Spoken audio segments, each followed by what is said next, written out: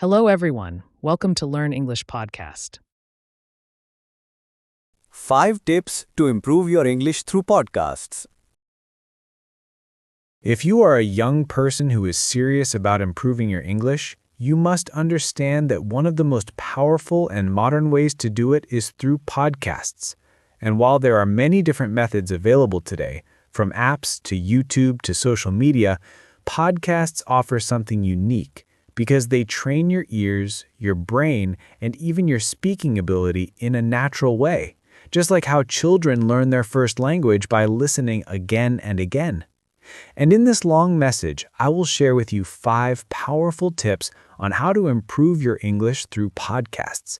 Tips that if you follow with consistency and discipline, will completely transform your level of English. And I want you to imagine this. You are walking to school, you are exercising, you are relaxing in your room, and instead of wasting time scrolling endlessly on social media, you are listening to an inspiring English podcast, and your brain is absorbing new words, new sounds, and new expressions without you even noticing. And over time, this daily habit builds a strong foundation for fluency. But to make this method truly effective, you must know exactly how to use podcasts. And that is why these 5 tips will serve as your guide. So let's begin. The first tip is to choose the right podcasts for your level, because many young learners make the mistake of jumping straight into advanced podcasts full of complicated vocabulary and fast conversations, and then they feel frustrated. They think English is impossible, and they give up. But the truth is, you need to treat your learning like climbing a ladder, one step at a time. And that means starting with podcasts that match your current ability. So, if you are a beginner, you should choose podcasts that speak slowly, that explain basic vocabulary, that repeat key phrases, and that allow you to follow along without too much struggle. And examples of this could be podcasts made especially for learners, like BBC Learning English podcasts or ESL Pod, where the language is clear and the topics are simple. And once you feel comfortable, you can slowly challenge yourself with intermediate level podcasts, where the speech is more natural and the topics are more interesting. And eventually, when you are ready, you can explore advanced podcasts that cover news, technology, culture, or even business, because by that time, your ears will be trained and your brain will be ready. And this process of gradually increasing the difficulty is the secret to staying motivated. Because if the material is too easy, you will be bored. But if it is too hard, you will be discouraged. So the balance is key, and technology makes this balance possible because you can access podcasts for every level in every subject. And by choosing wisely, you are setting yourself up for success. And remember, the goal is not just to understand everything right away.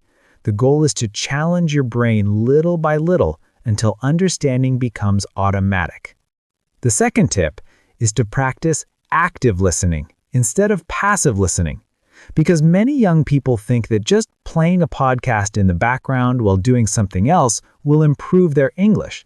But that is not enough, because passive listening only gives your brain a small exposure, while active listening forces you to focus, to pay attention, and to engage deeply with the language. And this is where real progress happens.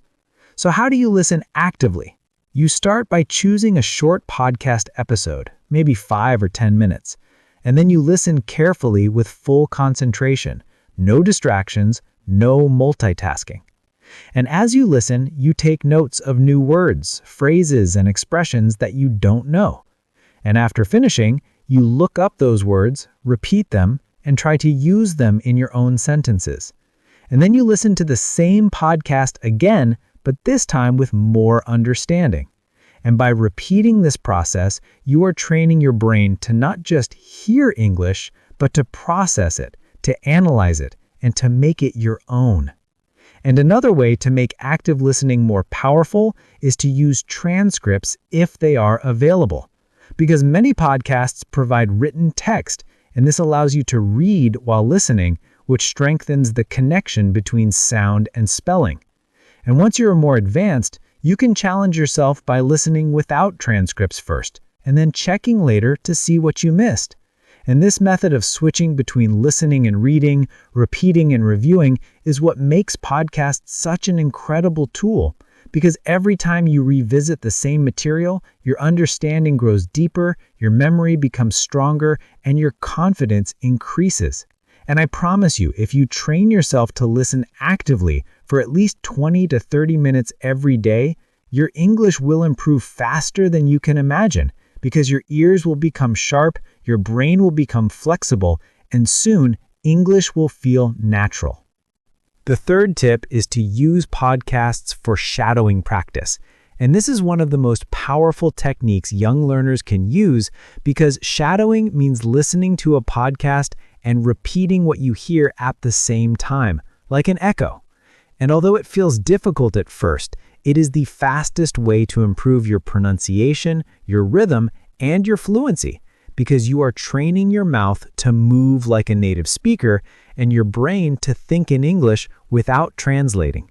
And to do this, you start by choosing a podcast with clear pronunciation, maybe something with storytelling or interviews, and you play a small section, just 10 or 20 seconds, and then you repeat exactly what you hear, trying to copy the sound, the intonation, and even the emotion. And at first, you may feel slow, you may feel clumsy, but if you practice daily, your muscles will adapt, your tongue will move faster, and your voice will become smoother. And this technique is so effective because it connects listening and speaking together, which is how language works in real life. You hear something, and then you respond, and shadowing trains this natural flow.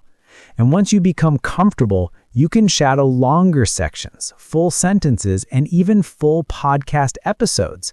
And the more you shadow, the more confident you will feel when speaking to real people, because your brain will already be used to forming sentences quickly and correctly. And young people who practice shadowing with podcasts often notice dramatic improvement in just a few months because their speech becomes faster, their accent becomes clearer, and their fear disappears. And remember, you don't need to sound exactly like a native. The goal is to be clear, confident, and natural. And shadowing is the shortcut to get there. The fourth tip is to connect podcasts with your daily life. Because many learners think of English as something separate, like a subject they study only in school. But if you truly want to improve, you must make English part of your lifestyle. And podcasts are the perfect tool for this, because you can listen anytime, anywhere, without needing books or screens. So for example, when you wake up in the morning, instead of checking random notifications, play a short English podcast to start your brain in English mode. When you are commuting to school or work, play another episode to make the journey productive. When you are exercising, play a longer podcast to train both your body and your brain. And even when you are going to sleep, you can play a podcast softly to expose your ears to English one more time.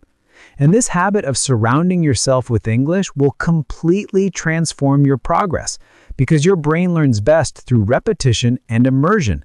And the more you hear English in daily life, the faster it becomes natural.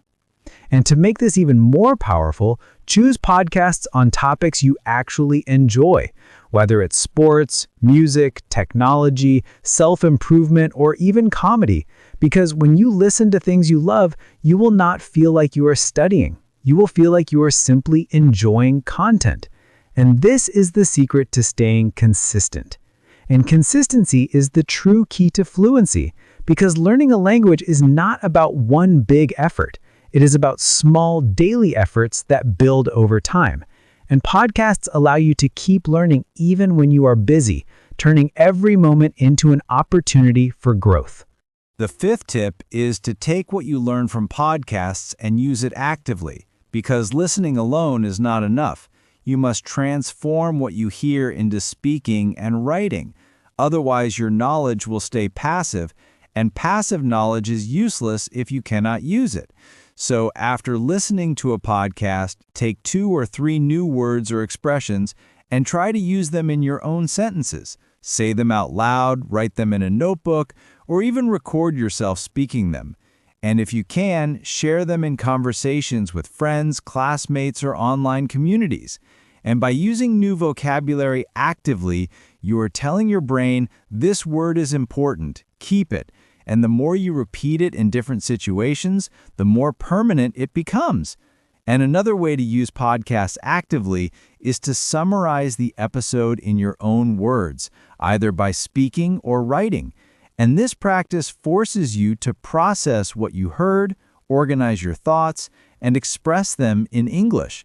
And even if your summary is simple at first, it will still improve your fluency because you are practicing the real skill of communication, which is to take ideas and share them clearly. And young learners who develop this habit of using podcasts actively find that their English grows much faster than those who only listen passively, because they are practicing the full cycle of language, listening, understanding, and producing.